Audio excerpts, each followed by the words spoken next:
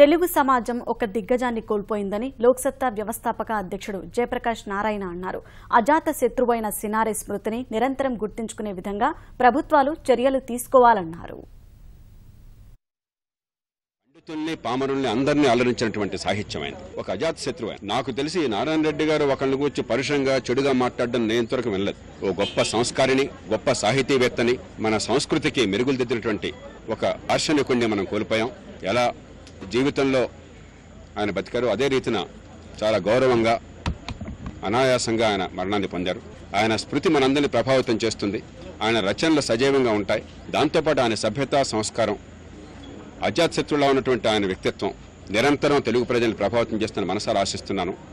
అందుకు తగినట్టుగా 2 తెలుగు రాష్ట్రాల్లో ఉన్న ప్రభుత్వాలు, అలాగే తెలుగు ప్రజలు ప్రపంచంలో ఎక్కడున్నా సరే ఆయన స్మృతిని నిరంతరం మనకు దగ్గరగా ఉండేట్టుగా నిరంతరం గుర్తుంచుకోవడం కోసం విగ్రహాలు కావచ్చు, విద్యా సంస్థలు కావచ్చు, సాహితీ సంస్థలు కావచ్చు, విశ్వవిద్యాలయాలు కావచ్చు, ఆ గుర్తింపు కొనసాగే రీతిలో, సముచిత రీతిలో తప్పనిసరిగా తెలుగు సమాజం ఆయన స్మృతిని మనందరికీ నిరంతరం గుర్తు తెస్తున్న మనసారా ఆశిస్తూ లక్షలాది ఆయన అభిమానులకి, ఆయన అనుచరులకి, ఆయన కుటుంబానికి, ఆయన సన్నిహిత మిత్రులకి ప్రగాఢ సానుభూతిని తెలియజేస్తూ నేను సెలవు తీసుకుంటున్నాను.